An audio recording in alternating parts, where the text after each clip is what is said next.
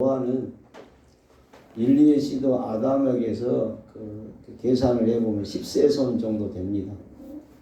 그래서 노아 시대가 새로운 시대를 다시 여는 그런 어떤 대사건이 일어나게 되죠. 그 홍수 사건입니다. 선악과 사건 이후에 아담과 하와가 에덴에서 쫓겨나서 동산 밖에 살면서 많은 자녀들을 낳고 삽니다.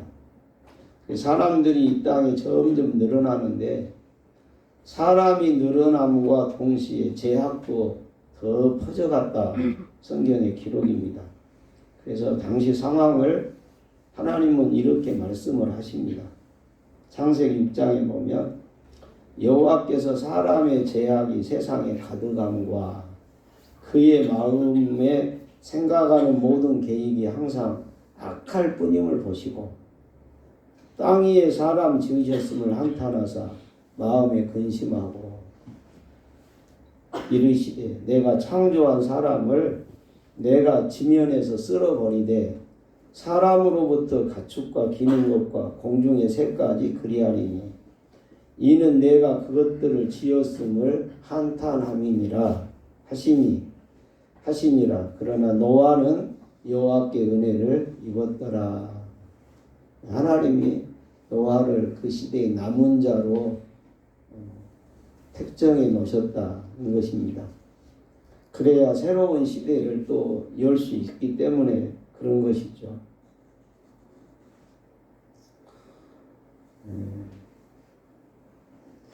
지금도 인류 사회가 행하는 일들을 보면은 물론 사람이 착한 일도 많이 하지요. 그러나 큰 틀에서 보면 참 사람이 왜 그럴까? 우리 스스로도 사람이면서도 왜 그럴까? 지금 우크라이나를 사이에 두고 러시아와 유럽 이제 서방과 지금 첨예하게 대립되어 있잖아요. 근데 누가 더 나쁘다고 할 수 없이 어떻게 보면 서방이 더 나쁜지도 몰라요. 왜요?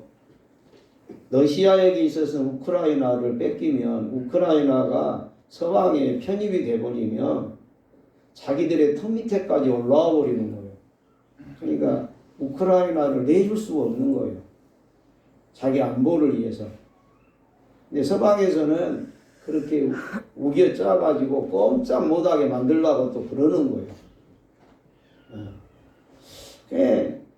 함께 공생하고 공영하고 더불어 살면 얼마나 좋겠어요. 인류사회가 서로. 근데 왜 그렇게 서로 대립하고 갈등하고 패권 경쟁을 해야만이 꼭 되는지. 이게 참 사람이 하는 일치고 왜 이렇게 사람이 이렇게 생겨먹었는지. 그 근저에는 성경은 인간의 죄성이라고 보는 거예요. 인간의 죄성이 이기적이라는 거죠. 그래서 이것이 해결이 안 되는 거예요. 그래서 그 좋은 머리를 가지고 참 사람 죽이는 무기를 아주 기가 막히게 만들어내는 거예요. 눈 깜짝할 사이에 상대를 다 불태워버릴 수 있는 무기들을 막 서로 만들어내는 거예요. 이제 노아 당시는 하나님이 그래서 홍수를 일으켜서 150일 동안 비가 내리니 온 천지가 물에 잠겼다고 기록합니다. 그래서 대심판을 단행하십니다. 모든 생물 하나 살아남지 못한 심판이 노아 시대에 일어났습니다. 그러시면서 하나님이 마지막 때는 불로 심판하리라.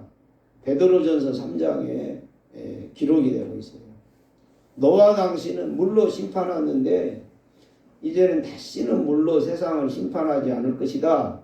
그러나 마지막 때는 불의 심판이 있을 것이다. 그래서 노아 시대의 이 인류의 대심판은 마지막 시대의 심판을 예고하는 예고편과 같은 것입니다. 왜 하나님이 이런 세상을 심판하시냐? 사람의 죄악이 세상에 가득했다. 그들의 마음에 생각하는 모든 계획이 항상 악하다. 그러는 거예요. 항상 하나님 보시기에 생각이 계획이 항상 악하다는 거예요. 예. 이런 와중에서도 하나님께 택함받은 사람이 있었으니 노아와 그의 직계 가족입니다. 그래서 그들은 방주를 만들어 홍수를 피하고 새로운 시대를 여는 시조가 되고, 홍수가 지나간 다음에 이제 땅을 일구고 정착을 하게 됩니다. 그러니까 노아 가족의 가장 시급한 것은 식량 문제였겠죠. 그리고 노아가 농사를 시작했다. 그렇게 오늘 말씀이 시작되죠. 아무리 돈이 좋아도 돈을 씹어 먹을 수 없잖아요. 결국은 농사야 농작물이라야 사람이 먹고 사는 것이죠. 이게 농사가 시작이 된 거예요. 가장 먼저 농사를 질 수밖에 없는 거예요.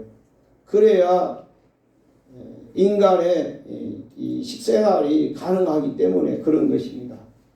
근데 이가 농사를 짓는데 가장 신경 써서 졌던 것이 이 포도 농사입니다. 왜냐하면 지금도 마찬가지지만은 우리가 한국을 딱 떠나면 중국에서부터 영국에까지 어느 나라도 예외가 없습니다. 식수가 땅에서 나는 이 물을, 지하수를 먹을 수 있는 나라는 단 한 나라도 없습니다.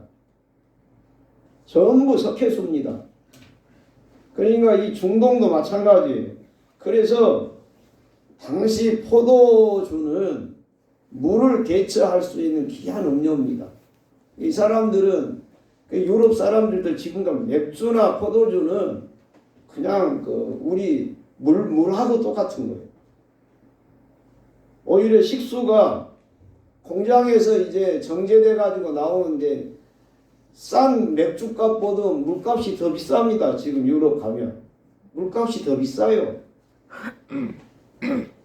그러니까 농사를 시작하면서 이 포도나무 농사를 지었다 하는 것을 우리가 이해가 되는 것입니다. 그런데 노아가 이 포도주를 지나치게 마셨는가 봐요. 벌거벗은 채로 잠에 빠져 들었습니다. 이걸 둘째 아들이 봅니다. 근데 잠을 잤는데 열불이 나니까 막 옷을 다 벗어 제끼고 막 팬티까지 다 벗었는가 하여튼 모르겠어요. 그래가지고 잠을 자는 꼴을 둘째 아들이 그걸 봐요. 밖에 나갔다가 돌아가지고. 그래가지고 형제들에게 나가서 막 아버지 흉을 보기 시작하는 거예요. 저 늙은이가 아주 가관이다고 그러는 거예요. 예? 그래서 오늘 말씀에 그러죠. 함이 그의 아버지의 하체를 보고 밖으로 나가 그의 두 형제에게 알렸다. 그렇게 기록합니다. 알렸다는 것은 약점을 공개했다. 아버지의 부끄러운 모습을 공개하고 폭로하기를 즐겨했다는 것입니다. 자기 친아버지지만은 성경은 남의 약점을 공개하고 폭로하여 상대방을 난처하게 만드는 것, 그게 옳지 않다고 말씀을 하시죠.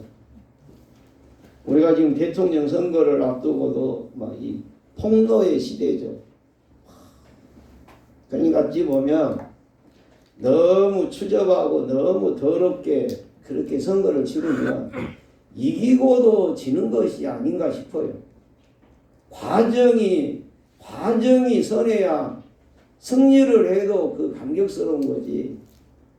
하여튼간에 어찌됐든지 대고나 보잔식으로 하는 것은 자기도 불행한 것이고 나라와 민족도 불행한 것 같아요. 참 한 나라의 지도자를 뽑는다는 것은 너무 이건 기쁜 일이거든요. 알고 보면.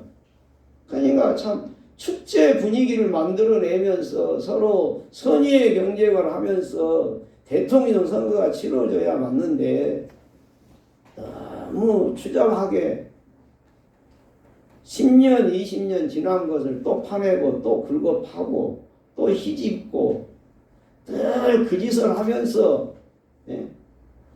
그것도 한 나라의 지도자다고 대통령이 된다는 사람들이 그 이상 그걸 못 넘어가니 이 나라가 참 안타까운 것이죠.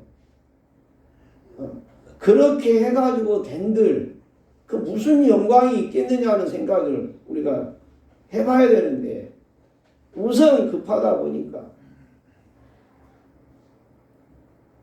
자, 상대의 약점을 공개하고 폭로하는 거 무조건 잘못된 행위들을 폭로하지 말고 감춰두라는 것이 아니죠. 공익에 비추어 잘못된 것은 얼마든지 폭로하고 그걸 만천하에 드러내서 경각심을 갖도록 하는 것도 필요할 것입니다. 그러나 우리가 하나님께서는 우리 일상에서 요구하시는 것이 뭐냐? 서로 사랑하고 관용하고 용서하며 살라는 것입니다. 그게 하나님이 일상생활에서 우리에게 요구하시는 거예요. 셈과 야벳은 벌거벗은 아버지 방에 들어갈 때 이 함의 이야기를 듣고는 자기 겉옷을 어깨에 걸쳐 매고 뒷걸음질 쳐서 방으로 들어가요. 그리고 아버지의 하체를 뒷걸음질 쳐 들어가서 자기 겉옷들을 벗어가지고 덮어드리고 보지도 않고 나왔어요. 그러니까 한 형제간이라도 이렇게 다른 거예요. 셈과 야벳이 옷을 취하여 자기들의 어깨에 메고 뒷걸음질 쳐서 들어가서 아비의 하체를 덮었으며 그들의 얼굴을 돌이키고 그 아비의 하체를 보지 아니하였다가 덮어줬다. 허물을 가려줬다. 참 은혜로운 표현이죠. 셈과 야벳은 그 결과 복을 받습니다. 함은 저주를 받았다고 기록합니다. 함이 종들의 종이 되어 살 것이다. 셈은 영적인 축복을 받고 야벳은 땅의 복을 받았습니다. 그래서 이에 이르시되 가나안은 저주를 받아 그 형제들의 종들의 종이 되기를 원하노라. 셈의 하나님 여호와는 찬송을 받으실 것이고 야벳은 창대하게 될 것이고. 여기서 우리는 노아와 세 아들을 의미 있게 묵상을 하려고 합니다. 먼저 노아는 도대체 어떤 사람입니까? 온 세상이 다 타락한 그때에 홀로 의인이었다고 기록합니다. 하나님의 특별한 은총을 입어 오랜 세월을 온몸과 마음과 재산을 다 바쳐 말씀에 순종하여 방주를 만들었습니다. 그 결과 인류가 다 죽어가는 대홍수 심판 가운데도 하나님의 경륜과 섭리를 이루는 주인공이 되고 한 가정의 가장으로 훌륭한 삶을 산 사람이 노아입니다. 노아는 방주에 나와 당장 먹을 거리 농사를 지었습니다. 자녀들을 다 결혼시키고 아내를 먼저 세상에서 보내고 홀로 외로이 남게 됩니다. 몸도 마음도 늙고 지쳐있는 그런 노인네가 된 것입니다. 하루는 무더운 날씨에 해가 나려고 포도주를 마셨는데 마시고 나니 술을 이길 기운이 없어서 감당 못하고 쓰러졌습니다. 벌거벗은 채로 코를 골며 잠을 자게 되었다. 얼마 전까지만 해도 당대 의인이요 거룩한 모습으로 우뚝 서있던 태상 같은 아버지요 태상 같은 존재였는데 이제 초라한 모습으로 누워 잠을 자고 있었다 것입니다. 이 모습은 우리 늙은 부모님들의 모습과 다를 바 없을 것입니다. 옛날에는 멋지고 자랑스러웠습니다. 그러나 늙고 보니 초라해질 뿐입니다. 자식들 마음속에는 늙어서라도 내 기대에 맞는 늠름한 부모가 되기를 원하지만 욕심입니다. 나이를 먹게 되면 어쩔 수 없는 것이죠. 어깨는 구부러지고 마음도 약해지고 판단력도 흐려지고 얼마 전까지는 자식을 향하여 명쾌한 훈계를 주었지만 자식들 앞에서도 자식만도 못한 존재로 시들어버리고 마는 것, 이것이 늙어간 부모의 모습일 것입니다. 노인의 연약함을 5가지로 말합니다. 첫째, 경제적으로 의존할 수밖에 없고, 신체적으로 의존하게 되고, 정신적으로 의존하게 되고, 사회적으로 의존하고, 심리적으로 의존할 수밖에 없는 것이 연로한 노인들의 형편이라는 것입니다. 이제 경제적으로나 신체적으로나 사회적으로는 어찌 보면 정부가, 사회보호단체가, 전문가들이 해결할 수 있을 것입니다. 그러나 심리적으로, 정서적으로 안정을 요하는 문제는 그 의존 대상이 가족일 수밖에 없습니다. 오늘 우리는 연세가 지긋해질수록 연약함을 드러내는 우리의 부모의 수치와 부끄러움을 가려줄 수 있는 아들들, 자녀들이 되어야 옳습니다. 그들이 심리적으로, 사회적으로 지치고 힘든 모습을 우리가 위로해 줄 수가 있어야 한다는 것입니다. 효도가 무엇이라고 생각합니까? 효도의 근본은 부모에 대한 원망을 버리는 데서 시작합니다. 자라면서 부모에 대한 서운한 감정은 누구에게나 있습니다.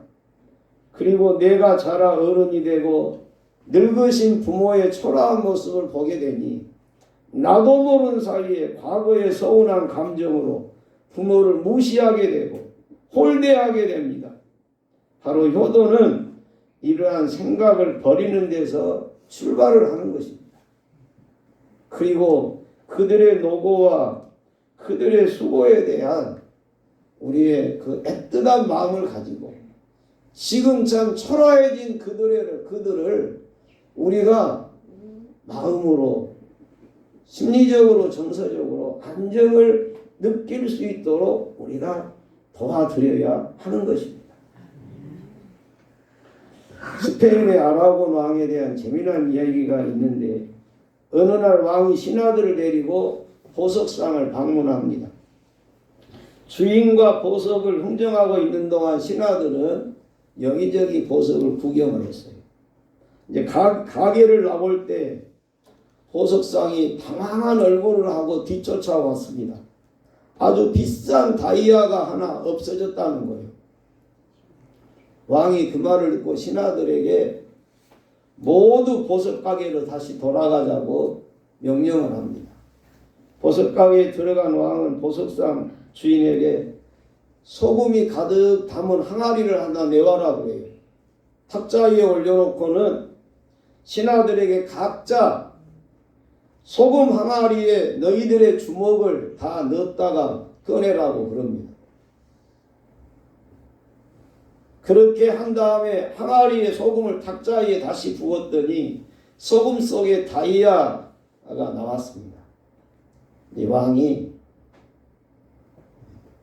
신하들을 모아놓고 어떤 놈이 다이아를 훔쳤냐고 재건을 하고 하나하나 몸수색을 하면 다 나오겠죠.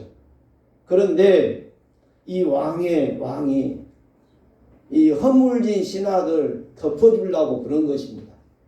그래서 소금 항아리를 꺼내오고 주먹을 다 넣었다가 빼라고 할 때 그때 다이아를 훔친 놈이 그냥 거기다 놓고 손을 빼면 되는 거예요.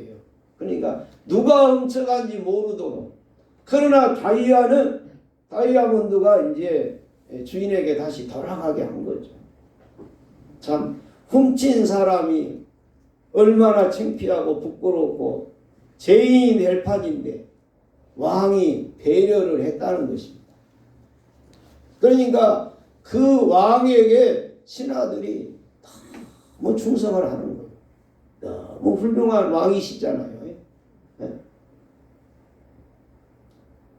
오늘 우리가 사는 세상에는 다른 사람들의 허물과 치부를 들추며 이른바 신상털이하고 악플을 다는 것을 마치 사명처럼 여기는 사람들도 있습니다.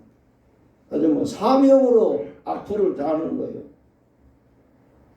우리 사회 안에 일어나는 여러 가지 불평과 분쟁을 가만히 살펴보면 내 눈에 들보는 보지 못하고 남의 눈 속에 티만 빼려는 태도에서 그런 일이 일어나지 않은가 하고 느껴지기도 합니다. 인간은 연약한 존재인 것을 우리가 부정할 수 없습니다. 연약한 인간은 누구나 허물이 있기 마련입니다. 예수님이 그래서 비판을 받지 아니하려거든 비판하지 말라. 너희의 비판하는 그 비판으로 너희가 비판을 받을 것이다. 너희의 헤아리는 그 헤아림으로 너희가 헤아림을 받을 것이다. 어찌하여 형제의 눈 속에 있는 티는 보고 네 눈 속에 있는 들보는 보지 못하느냐고 말씀하셨습니다. 노아의 둘째 아들 함은 아버지를 철저하게 자기 기준에서 평가를 한 것이죠. 아버지 입장은 조금도 이해해주지 않는 무정하고 고약한 아들이었습니다. 아버지를 두고 그 모든 위대함은 다 잊어버린 채 한 가지 자기 눈에 거슬리는 실수를 보고 아버지를 평판하고 공격하는 아들이었습니다. 너무 훌륭한 아버지였는데 딱 한 가지 그 실수를 못 봐주는 것이에요. 이처럼 타락한 인간의 신성 속에는 남을 미워하고 시기하는 본능이 있습니다. 참 시기 남이 잘 되는 것을 박수 쳐줄 수 없는 마음이 시기심이잖아요. 참 남이 잘 되는 것을 박수 쳐줄 수 있는 마음. 이제 우리 각자가 저도 가슴에 손을 얹고 생각해봐요. 내 안에서 시기심이 온전히 빠져나갈 수 있을 때 그때가 비로소 내 인격이 바로 된 것이다. 내가 영적으로 그래도 좀 성숙했다고 말할 수 있을 것이다. 스스로 그런 생각해봐요. 우리 그 속담에 사촌이 논을 사면 배가 아프다. 유명한 말이잖아요. 참 사촌이 논 샀으니 내가 산 거 다음으로 기뻐할 수 있으면 참 좋겠는데 차라리 나와 관계없는 남이 논을 사면 배가 안 아픈데 하필이면 내 사촌이 논을 샀으니 더 배가 아픈 거예요. 나와 더 가까운 사람이 잘 되는 것이 더 싫은 거예요. 우리가 더 그걸 받아들이기가 어려운 거예요. 인간의 고약한 심보가 있는 거예요. 참 안타까운 일이죠. 알고 보면 우리가 이제 영적으로도 성숙하냐 하는 것은요, 기도를 해보면 우리가 알아요. 고작 우리가 기도하면 그저 내 자신과 내 가족과 이게 나와 국한된 것만을 기도하고 끝나버리는 것은 이건 누구나 다 할 수 있는 기도예요. 기독교에만 기도가 있는 거 아니에요. 어떤 종교에도 기도는 다 있어. 근데 참으로 우리가 더 영적으로 성숙해져서 성령에 붙잡힌 바 돼서 하나님이 시키시는 기도를 하는 자리까지 나가면 나를 위한 기도가 그렇게 우선순위가 안 되는 거예요.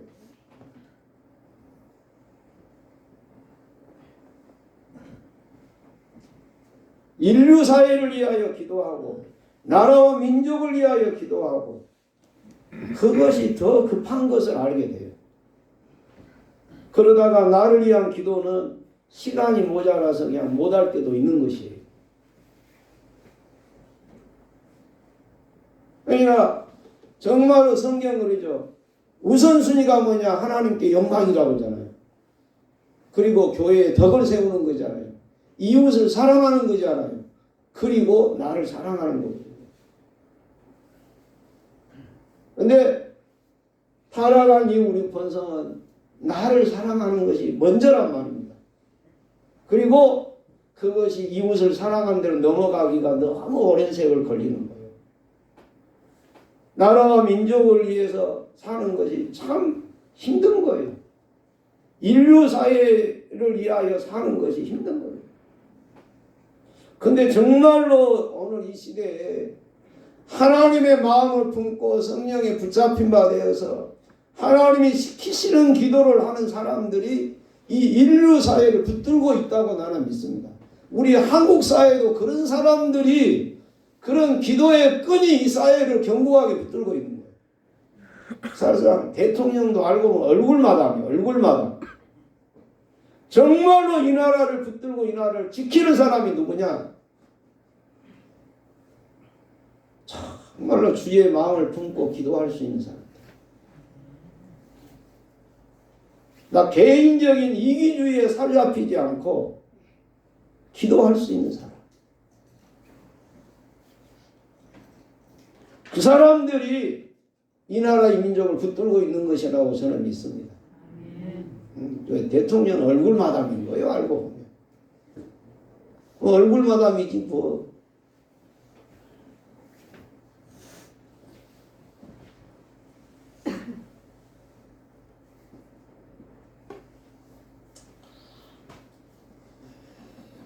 러시아의 작가 톨스토이가 이런 말을 해요. 사람들은 때때로 남의 허물을 파헤침으로 자기의 존재를 돋보이게 하려고 한다. 그렇죠. 남을 비판함으로 내가 돋보이는 거예요. 그런 심성을 가지고 있다는 거예요. 그러나 그렇게 함으로 자신의 결점도 드러나게 되는 것이다.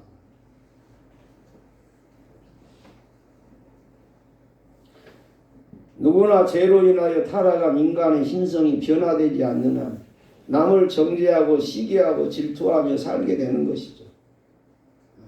교회 여러분, 우리는 주님께 나와서 저와 여러분의 허물과 죄를 예수님의 십자가의 보혈이 덮어주셨다는 것을 믿습니다. 주님이 우리의 모든 죄악을 덮는 구원을 우리가 입은 것입니다. 우리의 모든 죄악을 자신의 피로 정결하게 하고 당신의 옷을 입게 하여 입혀주셔서 허물을 가려주셨어요. 예수 그리스도는 우리의 허물과 죄악을 가려주고 덮어주는 겉옷이 되어 주셨습니다. 따라서 오늘 우리는 주님 안에서 본성을 극복하고 서로 사랑하고 용서하고 허물을 덮어주는 치유자로 살아야 할 것입니다. 그러니까 모든 허물을 덮는다는 것은 무조건 사랑하라는 말이 아니라 받은 사랑 먼저 기억하고, 그래서 그 받은 사랑 실천할 때 너도 다른 사람의 허물을 덮으며 살 수 있지 않느냐는 것입니다. 무엇보다 열심히 서로 사랑할지니 사랑은 허다한 죄를 덮느니라 그랬습니다.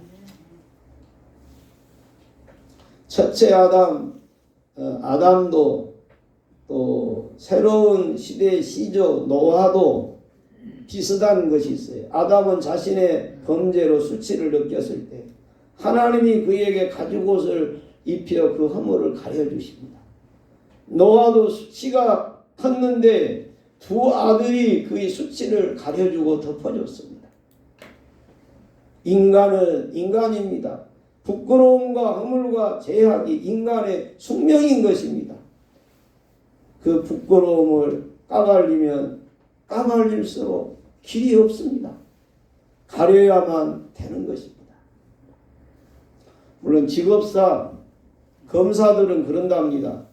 죄인의 허물을 찾아내서 드러내야 명성이 올라가고, 또 죄인의 허물을 몰래 은근슬쩍 덮어줘야 돈이 들어온다. 검사는 까발려도 좋고 덮어줘도 손해가 없어요. 덮어주면 뒤로 돈이 들어오고, 까발리면 명성을 넣는 검사가 되고, 그런 우스갯소리가 있습니다.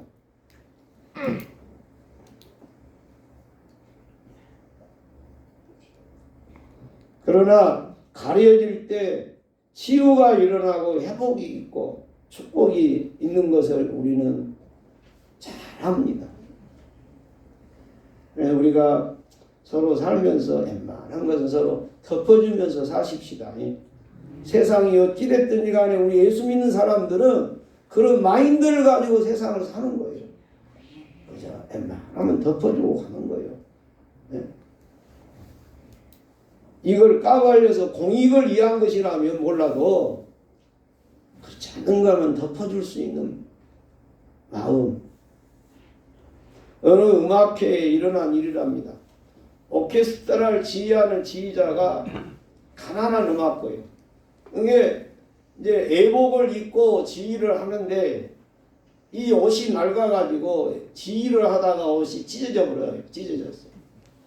그 이제 연주를 찢어진 옷을 입고 이제 한 곡을 다 하니까 관객에서 사람들은 막 찢어진 애복을 입고 지휘를 하니까 낄낄대고 조롱하고 막 웃었어요. 다음 곡을 할 때는 아예 겉옷을 벗어 제껴불고 셔츠 차림으로 지휘를 막 하는 거예요. 제일로 맨 앞에 앉아있던 노 신사가 자기가 입고 있던 자켓을 벗어서 옆에 놓고 자기도 셔츠로 앉아있는 거예요.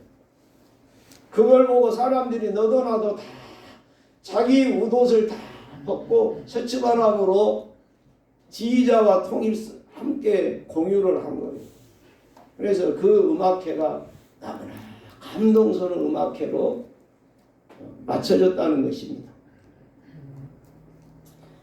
주님은 오늘 우리에게 샘과 야베처럼 남의 허물을 덮어줄 겉옷 하나쯤 준비하고 다니기를 바라고 계십니다. 남의 추한 모습을 뒷걸음으로 들어가 덮어줄 수 있는 마음을 우리에게 갖기를 원하고 계십니다. 여러분 꼬마 신랑 이야기를 알고 계시죠? 겨우 8살 먹은 꼬마가 부모의 뜻에 18살 먹은 색시를 맞아 장가를 갔어요. 18살 색시. 18살이면 이제 다 컸죠. 근데 신랑은 몇 살이에요? 8살이에요. 그러니까 이 신랑이 신랑 노릇은커녕 끼니 때마다 누룽지 해달라, 업어달라, 말타기 놀이하자. 이게 참 색시를 보통 괴롭힌 것이 아니에요. 그러니까 색시가 너무 화가 나서 꼬마 신랑을 호박 능불이 우거진 지붕 위로 그냥 던져놔버렸어. 던져버렸어. 아, 꼬마 신랑이 다시는 안 그럴 테니 내려달라고 막 그러는 거예요.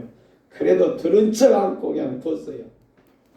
너무 오래 놔둬 그러는지 밖에 나간 시부모가 들어왔어요. 지붕 위에 꼬마 신랑이 자기 아들이 지붕에 있는 거예요. 시어머니가 묻습니다. 너는 왜 지붕에 올라갔냐? 며느리는 가슴이 두근만 서근만 합니다. 근데 이 꼬마 신랑이 태연하게 그러는 거예요. 어머니, 큰 호박 따갖고 내려갈까요? 작은 호박 따갖고 내려갈까요? 그러는 거예요. 색시가 나를 치고 던져봤다는 소리를 안 하고 엄마 큰 호박 딸까요? 작은 호박 딸까요? 그래가지고 어려움을 모면하니까 이 색시가 나중에 꼬마 신랑이지만은 그렇게 사랑하고 복되게 살았다는 이야기입니다.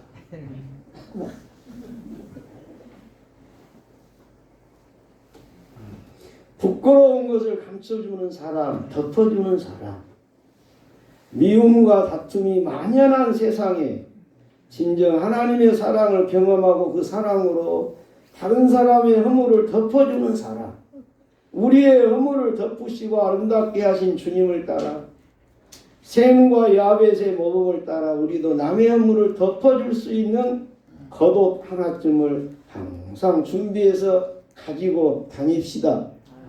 우리 허물과 죄악을 가려주신 주님, 그 옷을 우리도 가지고 세상으로 나가십시다.